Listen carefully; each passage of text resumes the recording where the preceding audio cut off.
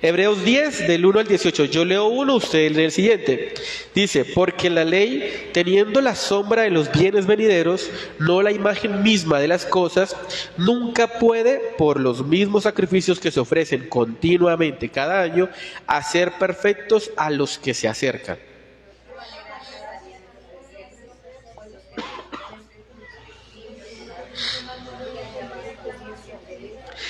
Pero en estos sacrificios cada año se hace memoria de los pecados.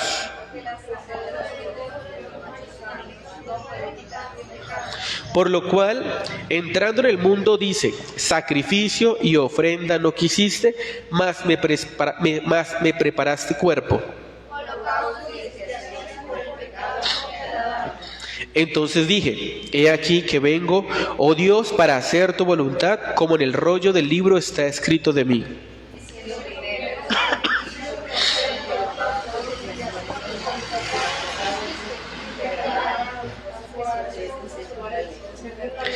Y diciendo luego, he aquí que vengo, oh Dios, para hacer tu voluntad, quítalo primero para establecer esto último.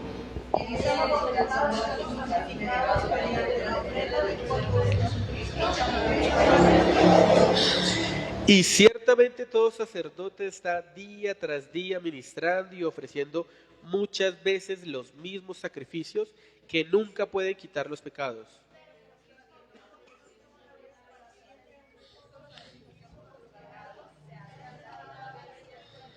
De ahí en adelante, esperando hasta que sus enemigos se han puesto por estrado de sus pies.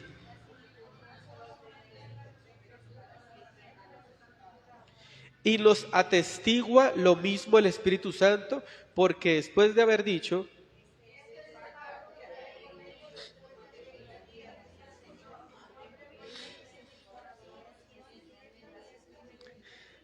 añade, y nunca más me acordaré de sus pecados y transgresiones.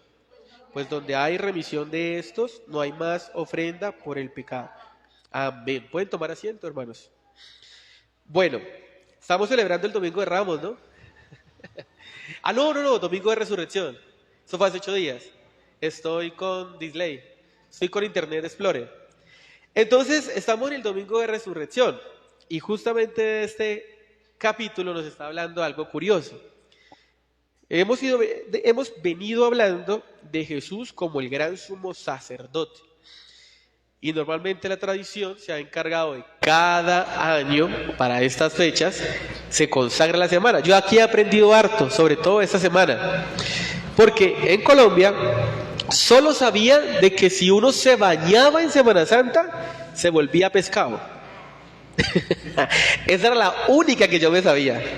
Aquí me enteré que es uno por día, o sea que hay algo para el lunes, hay algo para el martes, hay algo para el miércoles, para el jueves hay algo, para el viernes hay algo, para el sábado hay algo y el domingo es el todo. Justamente estaba con un muchacho que es del trabajo, él no es de la iglesia, y he estado todos los días diciéndole, porque él me dijo, no, yo hago todo normal, pero el viernes yo voy a misa. Y yo me consagro, dice. Y me contaba de que cuando estaba niño, ellos no podían gritar, no podían dañar cosas, no podían jugar en toda la semana, porque si no la abuela se aguantaba, pero el lunes era el domingo de muerte nuevamente, pero para ellos, el lunes de muerte para ellos, porque empezaba que le acumulaba lo de la semana y el lunes les daba su garrotera. Porque ella decía de que esa semana era de santificación. Entonces ella esa semana no decía groserías, no los golpeaba, no los castigaba. Entonces me causó mucha curiosidad de que la anciana toda la semana se transformaba, pero el lunes volvía su espíritu vengativo a cobrar deudas a los muchachos. Entonces él me contaba de que les tocaba esconderse y todo. Pero justamente estamos leyendo de que normalmente en la antigüedad los sacerdotes se encargaban de ofrecer sacrificio todos los días o una vez al año, y que aún así no era suficiente. Dice que, y los mismos sacrificios que nunca pueden quitar los pecados. O sea, todos los años se encargaban de ofrecer y ofrecer sacrificio, y al final era en vano. Era como si usted tuviera una deuda de 1.000.000 pesos y trabajara todo el año y pagara 900.000. Le quedaban 100.000 de deudas. Y volvía y prestaba 1.000.000. Y todo el año usted pagaba 900.000. Le quedaban 200.000 de deuda. Y volvía y prestaba 1.000.000. Entonces, en vez de usted pagar su deuda completamente, usted pagaba ya pedacitos. Es como si usted lo hirieran de bala y se pusiera una curita. Usted dice, bueno, por lo menos fue algo, pero no era suficiente. Entonces, justamente ahí el capítulo nos dice que Cristo, habiendo ofrecido, el versículo 12, una vez para siempre, un solo sacrificio por los pecados, se ha sentado a la diestra de Dios. Entonces, el Señor ofreció un solo sacrificio. No era necesario cada año estar recordando. Y es más, cuando Él empezó a hacer el recorderis de las conmemoraciones, Él mandó a que conmemoráramos o recordáramos la última cena. Él no mandó a recordar su sacrificio, porque su sacrificio fue una vez para siempre. Entonces no podemos estar todos los años recordándolo. Y uno dice, es que eso es allá. Pero ¿cuántas veces nosotros caemos en el error de todos los días estar pecando con el Señor? Porque uno dice, bueno, fue un pecado y como ya el Señor perdonó todos los pecados, pues yo puedo vivir de cualquier manera, ¿cierto? Porque pues como ya están perdonados y como el Señor lo sabe todo, entonces Él sabe que yo voy a mentirle a mi esposa, Él ya me perdonó antes de que lo hiciera. Entonces, ese no es el objetivo del Señor. Cuando usted acepta a Cristo en su corazón, usted acepta ese sacrificio como perdón de los pecados, y justamente el 17 dice, y nunca más me acordaré de sus pecados y transgresiones. ¿Por qué? Porque empezamos a vivir una vida que vamos a vivir tal cual en santidad, es decir, no vamos a seguir cayendo en pecado. Entonces, todo el Antiguo Testamento, como lo leímos al principio, el versículo 1, dice que era la sombra de los bienes venideros. Entonces, todo el Antiguo Testamento era la sombra, la apariencia, la idea de lo que iba a suceder. Dice, no era la imagen misma de las cosas. ¿Por qué? Hace 8 días hablamos de Adán, que el Señor lo creó con el objetivo de su imagen para ser un rey y sacerdote, porque iba a interceder por la humanidad e iba a ser gobernador de la tierra. Era el encargado de guardar todo, de proteger todo, de cuidar todo. Entonces, cuando el Señor creó a Adán, todavía no ha habido la publicidad, ¿no? Todavía estamos bien. Ahorita pasa la publicidad. Cuando el Señor creó a Adán, Él lo creó con el objetivo de ser rey y sacerdote. El hombre tenía la capacidad de hablar con Dios cara a cara, con el Señor cara a cara, tú a tú, así como íntimos. ¿Por qué? Porque el hombre era creado santo, inocente. Cuando él cayó, decidió dividirse. El mismo hombre tomó la decisión de alejarse de Dios. Entonces el Señor siguió intentando y buscando la manera, eso lo hablamos hace 8 días, de querer restablecer y de querer formar un grupo de personas que fueran reyes y sacerdotes. Entonces el día de hoy vamos a ir intercalando entre la sombra y entre lo que pasa hoy en día. Pero no vamos a hablar tanto de Jesús hoy, no porque no sea importante, ¿no? Sino por lo que el Señor quería mostrarnos y por lo que Él ya hizo. O sea, no vamos a hablar de Jesús como personaje, sino de su obra, entre antes y después. Está bien, ella es dramática. Entonces, vamos con Génesis 14, es que se ahoga, tose 2 veces y la tercera ya es forzada. Génesis 14, del 17 al 20, vamos a buscar, porque cuando el Señor se acercó a Abraham, el objetivo de él era que él y toda su descendencia fueran reyes y sacerdotes, o sea, fueran un pueblo escogido por el Señor para que gobernaran la tierra e intercedieran por el resto de la humanidad. ¿Lo encontramos? Génesis 14, del 17 al 20. Dice, y cuando volvía de la derrota de Kedorlaomer y de los reyes que con él estaban, salió el rey de Sodoma a recibirlos al valle de Sabe, que es el valle del rey, Entonces Melquisedec, rey de Salem y sacerdote del Dios Altísimo, sacó pan y vino y le bendijo diciendo: bendito sea Abraham del Dios Altísimo, creador de los cielos y de la tierra, y bendito sea el Dios Altísimo que entregó tus enemigos en tu mano. Y le dio a Abraham los diezmos de todos. Entonces Melquisedec no bendijo a los hijos de Abraham, ni le dijo bendita es una de las tribus de Abraham. Lo bendijo a él y a toda su descendencia, porque dice que él dice: y bendito sea el Dios Altísimo que entregó tus enemigos en tu mano. Entonces la bendición era para Abraham, porque el objetivo es que Abraham fuera un rey sacerdote. Tanto así que él era el intermediario. Un ejemplo claro fue cuando Lot, porque lo rescató 2 veces. Justamente aquí estaba rescatando a Lot, que fueron unos reyes, derrotaron a Sodoma y Gomorra y se llevaron a Lot. Abraham fue, rescató a Lot, lo trajo, y Lot, muy agradecido, se devolvió para Sodoma y Gomorra. La curiosidad, la gente siempre tiende hacia su propia maldad. Entonces Lot fue hacia Sodoma y Gomorra, y después Sodoma y Gomorra cayó en una decadencia de maldad que hasta dice que la tierra misma clamó al Señor por la maldad de Sodoma y Gomorra. Y el Señor dijo: pues vamos a hacer juicio con Sodoma y Gomorra porque ya están exagerando. Y entonces el Señor, es curioso porque dice que Abraham fue considerado, constituido amigo de Dios. Y ese es un ejemplo claro. El Señor mismo baja. Muchos dicen que es una imagen de Cristo, que era Cristo que hizo una teofanía. El Señor mismo bajó, yo no sé, ahí lo dejo. Y dice que empezó a contarle, y dice la Biblia que él dijo: Abraham es mi amigo, le ocultaré lo que voy a hacer en Sodoma y Gomorra. O sea, que el Señor no le guardó secretos a Abraham.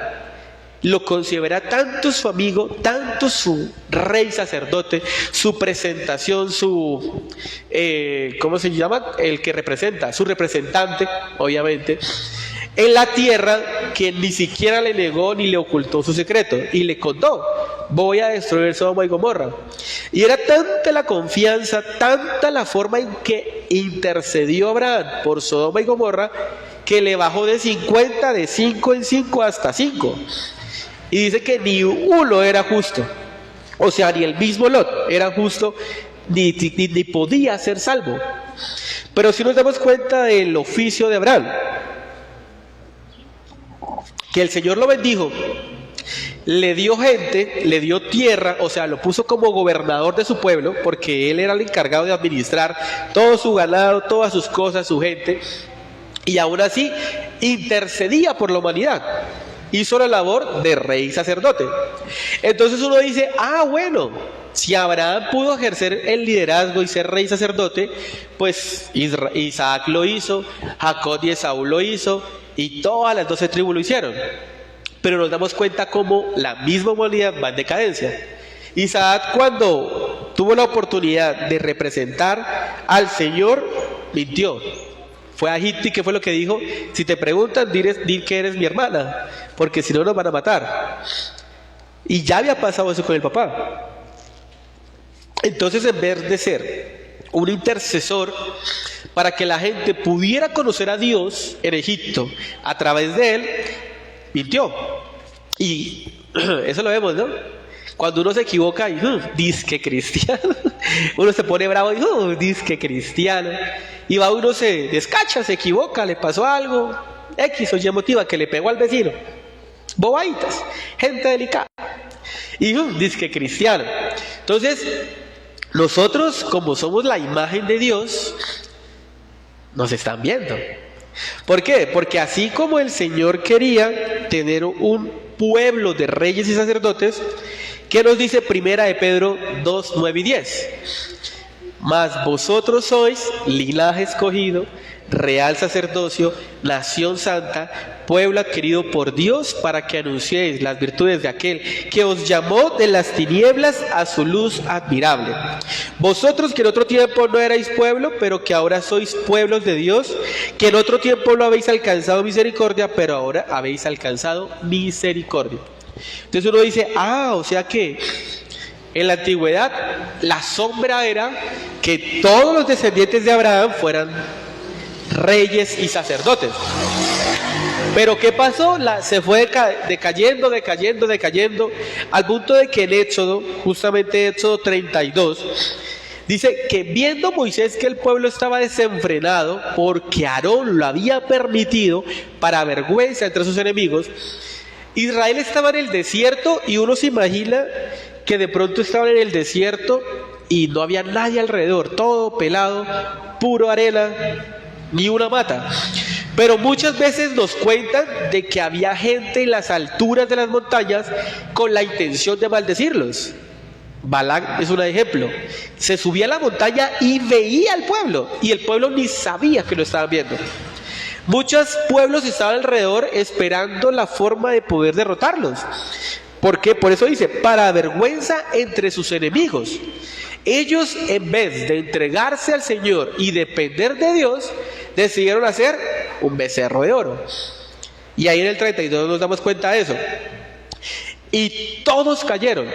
Todos, en vez de ser reyes y sacerdotes, de que los enemigos de ellos vieran que ellos eran hijos de Dios, porque el objetivo era que todos esos pueblos se sometieran a Israel, entraran como extranjeros y aprendieran a vivir del Señor. Pero ellos, en vez de hacer que los pueblos vinieran y se volvieran judíos, israelitas, se israelizaran, se nacionalizaran, ¿qué pasaba? Ellos se entregaban a los placeres de los pueblos enemigos. Entonces, en vez de que los pueblos adoraran al Señor, ellos terminaron adorando a sus dioses. Y ese es un ejemplo. Y en pleno campamento hicieron el becerro de oro y empezaron a adorarlo, y los enemigos los estaban viendo. Y justamente dice, para vergüenza entre sus enemigos, Éxodo 32 del 25 al 29, y el 26 dice, se puso Moisés a la puerta del campamento y dijo, ¿quién está por el Señor? Júntese conmigo. Y se juntaron con él todos los hijos de Leví. Entonces, como entre todo el pueblo, el único pueblo que decidió juntarse con Moisés y depender del Señor fue Leví, entonces el Señor resumió, dijo, bueno, entonces como el resto no quiere, Leví va a ser escogido como los sacerdotes. Por eso es que Leví decidió el Señor escogerlos para que fueran los sacerdotes. Y aún más, entre los hijos de Aarón los escogió para que fueran los sumos sacerdotes. Y ya vamos para allá. Entonces, en Números 3, del 1 al 4, dice, estos son los descendientes de Aarón y de Moisés en el día en que el Señor habló a Moisés en el monte Sinaí, y estos son los nombres de los hijos de Aarón: Nadab, el primogénito, Abiú, Eleazar e Itamar. Esos son los nombres de los hijos de Aarón, sacerdotes ungidos, a los cuales consagró para ejercer el sacerdocio. Pero Nadab y Abiú murieron delante del Señor cuando ofrecieron fuego extraño delante del Señor en el desierto de Sinaí, y no tuvieron hijos. Y Eleazar e Itamar ejercieron el sacerdocio delante de Aarón y su padre. Entonces el Señor escogió a Leví y luego escogió a Aarón. Entonces vemos la sombra y lo que ha de venir. No hemos llegado al medio, estamos en los extremos. Entonces el Señor escogió a Aarón para hacer la sombra, y al final nosotros empezamos y entramos al pueblo, y nos volvió el Señor, nos bautizó el Señor como reyes y sacerdotes. Lo acabamos de leer en 1 Pedro. Somos linaje escogido, real sacerdocio, nación santa, pueblo adquirido por Dios. Y dice, pueblo que en otro tiempo no era pueblo, ahora pasó a ser pueblo. Entonces el Señor, en el Antiguo Testamento vimos la sombra, Aarón, Leví, y ahora nosotros somos la imagen del Señor. Nosotros somos los reyes y sacerdotes. Nosotros somos los que intercedemos por la humanidad. Si ven que hemos ido progresando, empezamos con que el Señor es rey y somos hijos de rey, que el Señor en el monte nos dijo que éramos sal y luz, y la sal que hace no deja que la comida se dañe, que se pudra. O sea, mientras nosotros estamos aquí, intercedemos por la humanidad para que la humanidad no entre a juicio. Porque si en este momento el Señor viene y nosotros nos vamos, pues toda la gente que no ha querido aceptar a Cristo, pues va a ser juzgada. Y ya sabemos qué va a pasar con la gente que no acepta a Cristo. Tienen dos decisiones: o lo aceptan o están en contra. Entonces nosotros somos los intercesores de todas esas personas. O sea, ¿qué estamos haciendo? Estamos intercediendo, estamos buscando, estamos llegando a la gente que necesita de Dios. Se nos pone pesado, ¿sí ve? Compromisos grandes. Entonces, aquí acabamos de leer, justamente el Señor había prohibido que se hiciera fuego. En el templo, en el tabernáculo, había un candelero encendido y ese fuego nunca se podía acabar. Entonces el sacerdote, el levita, vivía ahí todos los días constante con el fuego encendido. Nadie podía llegar y que con un fosforito, una maderita, y yo voy a prender un fuego, porque ese era el fuego consagrado para el Señor. Se usaba para quemar el holocausto, se usaba para todo, pero solo era ese fuego. Tanto así que en cada familia había una antorcha que no se dejaba apagar. Y cuando alguna persona se casaba e iba a hacer su propio hogar, él tenía que tomar del fuego de la casa y llevarlo a su nuevo hogar. No se podía decir, es que yo voy a hacer fuego y con las piedras ahí y una nueva candela. No, porque todo venía directamente del fuego consagrado para el Señor. Y estos dos personajes, Levítico 10, 1 y 3, justamente los primogénitos, los mayores, los más maduros, los más inteligentes, entre comillas, los que son más raciocinios, pero a veces son los que más creen que tienen la razón, que es el gran problema de la humanidad, que nos creemos a ratos que lo que nosotros decimos es así. Y el Señor dice, no, hágalo así. No, Señor, yo sé más. Es que yo tengo más experiencia, Señor. Y eso es lo que le pasó a Nadab y Abiú. Levíticos 10, del 1 al 3, dice, Nadab y Abiú, hijos de Aarón, tomaron cada uno su incenciario y pusieron en ellos fuego, sobre el cual pusieron incienso y ofrecieron delante del Señor fuego extraño que él nunca les mandó. Y salió fuego delante del Señor y los quemó y murieron delante del Señor. Y uno dice, uy, Dios, ¿por qué es tan malo? ¿Por qué los quema? Pero si la chiquitica se arrima a la estufa y le digo yo, no toque la olla porque se va a quemar, y la arrastro y la llevo para acá, y yo me descuido y veo que se acerca otra vez a tocar la paila. Vamos a culturizarlos. El sartén, la paila, la olla. Y estira la mano y yo la agarro y no. Un segundo que yo me descuide, ¿qué va a hacer? Va a tocarla y se va a quemar. Ay, ese papá, ¿cómo la va a descuidar? ¿Por qué no le dijo? Se le dijo, se le advirtió. Y no fue desobediente, fue rebelde. Porque la desobediencia es en la primera, 2, 3, ya la tercera, cuarta es rebeldía. Y ellos, el Señor no les mandó a hacer eso. Y en su rebeldía dijeron, nosotros somos más inteligentes que el Señor. Ese fuego que está ahí está bonito, pero es muy chiquito. El que nosotros vamos a hacer va a ser mejor. ¿Y qué pasó? Murieron por rebeldes. Y justamente ahí en Primera de Pedro, ¿qué nos dice? Primera de Pedro 13, 1 del 13 al 15, dice, por tanto ceñid los lomos de vuestro entendimiento, sed sobrios y esperad por completo en la gracia que se os traerá cuando Jesucristo sea manifestado.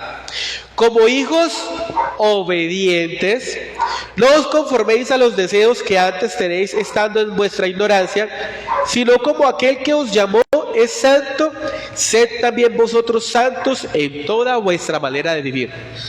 Entonces, que porque el Señor murió y se nos perdonaron los pecados, entonces podemos vivir de cualquier manera. No, sino que dice ahí el versículo 2, como hijos obedientes no nos conformemos a los deseos que teníamos antes de conocer a Cristo, sino por el contrario vivamos en santidad, porque para eso nos llamó el Señor.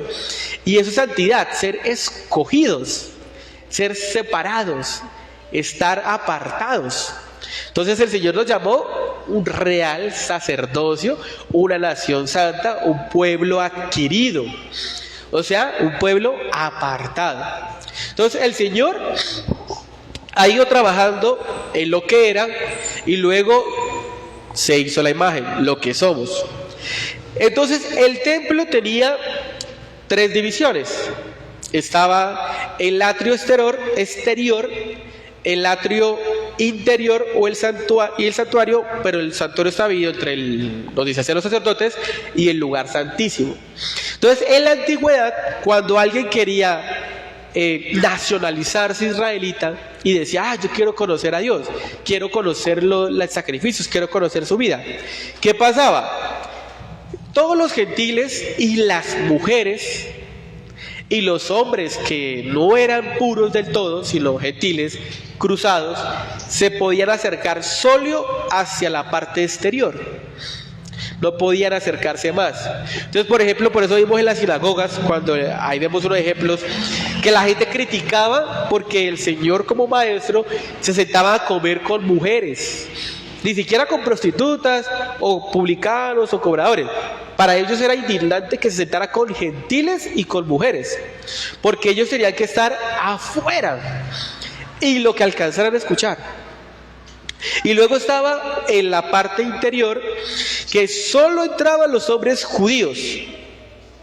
No podía entrar ninguna otra persona, solo el hombre que tenía linaje judío. Y un poquito más adelante estaba el atrio de los sacerdotes, que solamente entraban todos los que eran de Leví, los levitas, ninguno más podía entrar. Luego entraban todos los que eran hijos de Aarón, que era el lugar santo, que era donde todo el mundo preparaba el culto. Y ya solo entraba al lugar santísimo, que era donde estaba el tabernáculo, el lugar más central del templo, del templo, que era el lugar santísimo. Solamente podía entrar el sumo sacerdote, nadie más podía entrar. Y Hebreo nos muestra eso. Hebreo es muy bonito porque cuando uno de cristiano se siente mal, uno dice versículos para alegrarse el día y le salen puros salmos o proverbios.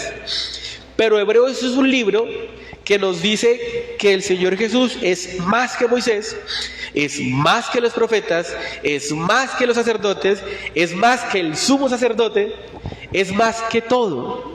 Y Hebreos es un libro que realmente, si usted está desanimado, está triste, tiene problemas, usted se sienta a leerlo y le está diciendo, no se preocupe.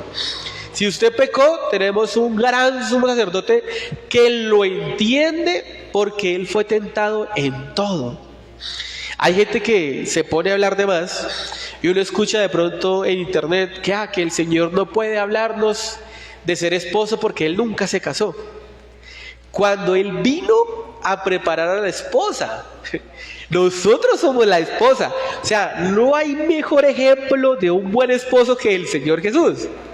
O sea, mejor ejemplo no podemos tener. Y los consejos que nos da es, cuídela como a vaso frágil y viva como Cristo vivió por la iglesia, por la esposa, al punto de que dio su vida por ella. O sea, mejor ejemplo que eso, ¿dónde? A ratos somos atrevidos porque creemos que, es que yo soy teólogo, yo ya he hecho todos los cursos, me leí la Biblia 50 veces y yo ya sé lo que quería decir el Señor. Yo lo hubiera hecho mejor. El Señor Jesús hubiera dicho esto en vez de esto. El Señor Jesús hubiera hecho esto en vez de eso. ¿Qué nos pasa? ¿Hasta dónde ha llegado nuestra ceguera y nuestro ego? Que creemos que si nosotros nos hubiéramos sacrificado, hubiéramos sido mejor sacrificio. Estamos súper mal. Y Hebreos es eso. Hebreos nos pone una brújula y nos dice, si usted pecó, no vuelva a hacerlo. Pero tenemos un sacerdote que entró por usted. Si usted tiene algo, el Señor es más que cualquier profeta. Aquí está la palabra de vida. Si usted necesita algo, el Señor es más que todo lo que usted conoce. Hebreos es un libro motivacional, pero muy teólogo. Entonces, si usted se siente mal, lea Hebreo. Entonces, nos damos cuenta que en el lugar santísimo solo entraba el sumo sacerdote. Pero ocurrió algo muy curioso en San Mateo 27:51, y es en la crucifixión del Señor Jesús. ¿Qué sucedió? A ver, alguien sin que lea. ¿Qué pasó con el lugar santísimo? Simón. Ay, Simón, bien. El manto que separaba el lugar santísimo de todo el resto se rasgó, y la Biblia es específica. Dice, y he aquí el velo del templo se rasgó en dos, de arriba a abajo, y la tierra tembló y las rocas se partieron. O sea, una cortina es muy difícil que se rasgue de arriba a abajo, porque normalmente uno abajo es que empieza a deshilacharse. Entonces se rasgó de arriba a abajo, dando a entender que la entrada la estaba dando era Dios. Entonces cuando Él rasga el templo con su muerte, nos está diciendo, ahora todos entran.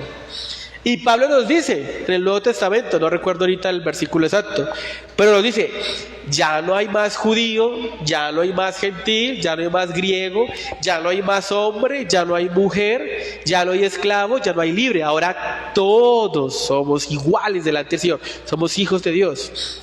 O sea, ya no es que usted que no es judío se queda afuera. ¿Usted se imagina que aquí en la iglesia solo entraran los hombres, y los hombres que fueran así, así, así, así, y allá fueran las mujeres, y enfrente los que no sean mexicanos?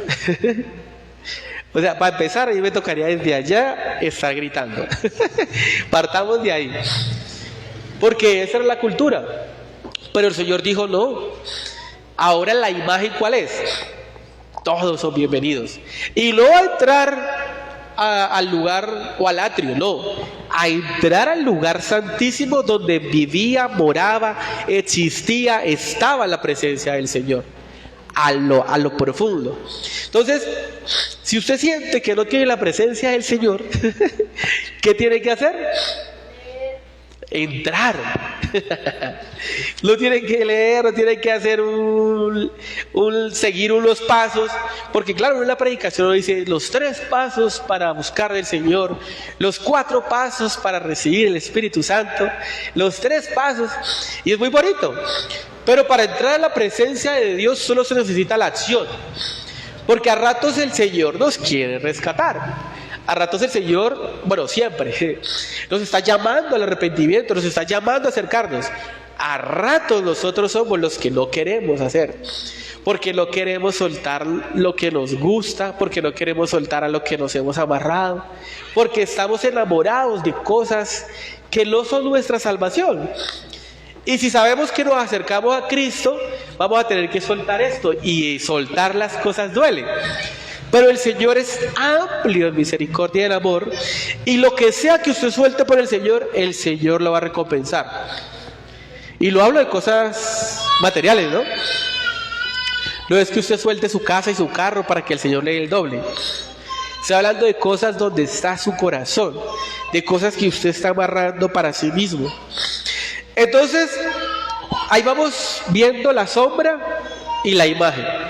Lo que el Señor quería representar y lo que el Señor ha representado con nosotros. ¿Por qué? Porque nosotros sabemos que la iglesia dice de que nosotros fuimos fundados desde antes de la creación del mundo. O sea que el Señor en su mente lo tenía ya a usted y a mí acá. Y Él estaba creando todo conforme a nosotros. O sea, mucho amor. Es algo demasiado grande para nosotros entender. Entonces, de Levíticos 1, del capítulo 1 al capítulo 7, todos sus capítulos, nos empiezan a hablar de las ofrendas. Entonces, nos dice que hay distintos tipos de ofrenda. Las ofrendas se dividen en 2 categorías principalmente: las que llevan sangre, que tienen sangre, derramación de sangre, y las que no tienen sangre. Las ofrendas de sangre son ofrendas de sangre, holocaustos, ofrendas de paz y ofrendas por el pecado, por la culpa. Y la ofrenda que no lleva sangre, que es la de grano, la de plantas, es ofrenda de harina, aceite. Esa ofrenda representa la adoración. ¿Sí de por qué es tan importante que cuando lleguemos a la iglesia los dispongamos a adorar al Señor? En el momento en que usted llega al templo, lo normal es llegar usted 5, 10, 15, 20 minutos antes, empezar a orar, pero no porque no pueda hacerlo en su casa ni porque solo está el Señor acá, sino porque usted está predisponiendo su actitud, porque no es lo mismo hacer un culto virtual, usted barriendo, cocinando, estudiando, haciendo las cosas de su casa, porque su mente no está dispuesta a entregar todo el tiempo para el Señor.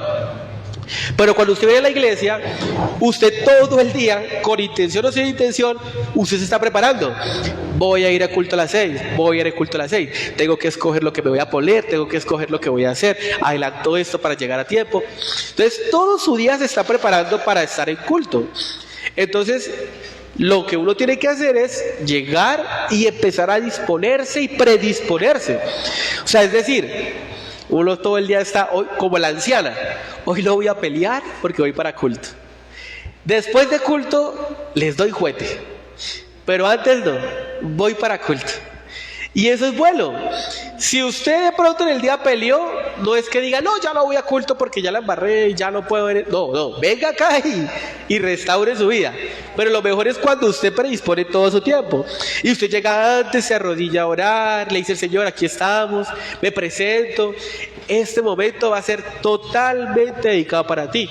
Y cuando empezamos a cantar, le cantamos al Señor con alegría, con gozo. Y aplaudimos, y nuestra mente, nuestro corazón está dedicado no a la gente que canta, no a los hermanos que tocan, sino a lo que estamos cantando. Porque a veces estamos, una canción se me fue. No, de gozo. Uy, se me fue la canción. No, es bueno. Hay veces uno canta canciones de me siento gozoso en el Señor, y la canta, me siento gozoso en el Señor. Y dice, hoy puedo danzar con libertad. ¡Ay, la mosca! Y yo no estoy ni danzando ni estoy con libertad porque soy esclavo de una mosca. Entonces, no es burla, no, bueno, sí es burla, pero no es crítica ni nada, sino es como para que nosotros pensemos cuál es nuestra actitud hacia el servicio. Porque nosotros, nuestra vida, vamos a leerlo justamente, es un culto razonable, dice Romanos 12, del 1 al 2. Dice, así que hermanos, os ruego por la misericordia de Dios que presentéis vuestros cuerpos en sacrificio vivo, santo, agradable a Dios, que es vuestro culto racional. Esto no es un culto, esto es un servicio. El culto usted lo hace todos los días, a toda hora, desde que se levanta y hasta antes de levantarse. Porque dormido también usted está haciendo un culto racional. Y ese es el punto. Pero usted está todo el día, pero usted está ocupado con sus quehaceres, con su oficio, con su trabajo. Pero en este momento del servicio es cuando su mente, cuerpo, alma y corazón dice, vamos a disponernos a entregarnos completamente a adoración. Entonces hay ofrendas que son de adoración y hay otras ofrendas que son por el perdón de los pecados. Pero ya nosotros no estamos aquí presentando dos tipos de ofrendas, sino la misma ofrenda en un mismo servicio y en un culto racional constantemente. Entonces, el Señor lo que hizo fue, en Números 28, voy a explicarlo porque ya pasó el tiempo. En Número 28 empieza, y en Levíticos del 1 al 7, empiezan unas instrucciones de una ofrenda diaria. Entonces, había que presentar una ofrenda diaria, en la mañana un cordero y en la tarde un cordero, todos los días. Y luego había que presentar una ofrenda mensual para cada festividad. Y luego había que presentar la ofrenda, la que conocemos como Yom Kippur, que es el día de la expiación. Había un día en el año donde se tomaban 7 días anteriores y todos los días era un día consagrado al Señor, y hasta ese día, que era el máximo día, el más importante de la tribu de Israel, que era el día donde el sacerdote, el sumo sacerdote, entraba en la presencia del Señor con la vaca, el cordero, el cabrito, y entregaba el sacrificio en pago a todo el pueblo. Entonces, en esa fiesta era la más importante porque todo el pueblo completamente se reunía ahí y se sentaba afuera del templo a esperar que el sumo sacerdote saliera. El sumo sacerdote tenía campanitas en el borde del manto porque cuando él caminaba sonaba. Muchos tienen teorías, pero lo más clara es que cuando él entraba, él ofrecía la ofrenda. Como él era el intermediario, si esa ofrenda no era aceptada, el sumo sacerdote moría.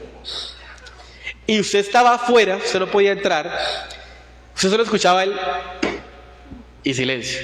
Las campanitas se quedaron en silencio. Uno que dice, o qué pensaba el pueblo, el Señor no aceptó la ofrenda. Y como él tenía un cordoncito, agarraban y lo jalaban del cordoncito y lo sacaban. Porque nadie podía entrar, solo el sumo sacerdote. Y él corría el riesgo de que si la ofrenda no era recibida, él como intermediario pues podía morir. Pero cuando se escuchaban de pronto las campanitas devolviéndose hacia la salida, pues todo el pueblo empezaba en una fiesta, en una alegría, en una emoción, porque los pecados han sido perdonados. Entonces se llamaba el Yom Kippur, el día de la expiación, el día del perdón. Y cuando el Señor vino, Hebreos 4, del 14 al 16, y los invito a que nos pongamos de pie. Yo lo leo si quieren. Y es lo que hemos ido trabajando todo este tiempo, porque apenas estamos en Lucas. No hemos salido de Lucas, porque Lucas lo presenta como el sacerdote, solo que Hebreos no lo desarrolla. Y dice el 4, 14 y 16, dice, por tanto, teniendo un gran sumo sacerdote que traspasó los cielos, Jesús el Hijo de Dios, retengamos nuestra profesión. Porque no tenemos un sumo sacerdote que no pueda compadecerse de nuestras debilidades, sino uno que fue tentado en todo según nuestra semejanza, pero sin pecado. Acerquémonos pues confiadamente al trono de la gracia para alcanzar misericordia y hallar gracia para el oportuno socorro. El sumo sacerdote, sumo es el gran, el máximo, el altísimo o el más alto sacerdote. Pero el Señor es el gran sacerdote. O sea, de todos los sacerdotes estaba el sumo sacerdote. Y el Señor, de todos los sumos sacerdotes que han existido, Él era el gran sumo sacerdote. Hoy lo hablamos sobre la descendencia, la dejamos para el próximo domingo, que es según el orden de Melquisedec, que también es un gran sombra que nos da el Señor en el Antiguo Testamento. Pero el Señor ejerció el papel más importante. Cuando el cordero era entregado, una de las ofrendas de pecado, los sacerdotes debían comer del animal que se había quemado. La sangre tenía que escurrirse toda sobre el tabernáculo y entrar en sinónimo de que estaban tomando los pecados del pueblo sobre un inocente. Este inocente era sacrificado por los pecados. Entonces la sangre derramada lo que hacía era perdonar, pero como dice arriba, era imposible, lo que acabamos de leer, de que no era suficiente, porque ni siquiera por el pecado podían ser perdonados. Y lo que hacían era que después de que se consumía la ofrenda, o se quemaba un poquito, los sacerdotes comían de ese pan y de ese vino. Ahora vemos por qué en la última cena el Señor dijo, tomen de este vino que es mi sangre, y coman de este pan que es mi carne, porque estamos recordando el sacrificio que se hizo en la cruz. Estamos recordando y simbólicamente comiéndonos del sacrificio que se hizo. Y el Señor lo que nos dice es, ya está perdonado. Ahora viva para mí. Hay algo muy profundo entre la fe y la gracia, y es que nosotros creemos que la fe es simplemente creer que existe Dios, y la gracia es la misericordia de Dios. Pero la fe depende de la gracia y la gracia depende de la fe porque es un cambio. En la antigüedad la gracia viene de la palabra de un pago. Cuando alguien tenía una deuda grande, el dueño, el amo, pagaba esa deuda y la persona no tenía que pagar esa deuda. ¿Sabe qué tenía que hacer? Vivir siendo fiel. Era imposible reponer esa deuda. Lo que hacía la persona en ese negocio era que tenía que dedicar lealtad y fidelidad entera al que pagó la deuda. Y el Señor nos dice, esto no es un negocio, esto es una relación. Ahora mi gracia lo que quiere es que usted viva para mí, que sea fiel, que sea leal. Y la lealtad es alejarme del pecado. Entonces el Señor ya hizo lo más difícil, hizo lo más complicado, que era perdonar el pecado. Ninguno de nosotros hubiera podido subir a la cruz y a perdonarlo ni nosotros mismos siquiera. No existe esa posibilidad. Y el Señor fue sin pecado, dice la Biblia, acabamos de leer. Por eso es que Él entiende nuestro pecado, porque Él fue sin pecado. O sea, alguien que tenga la capacidad de ser tentado y no pecar, entiende mejor el pecado que el que cayó. Y Él por eso lo entiende a la perfección, porque nunca pecó. Pudo sentirlo y superarlo. Entonces, si usted siente que está pasando por algo, recuerde que hay uno que lo entiende.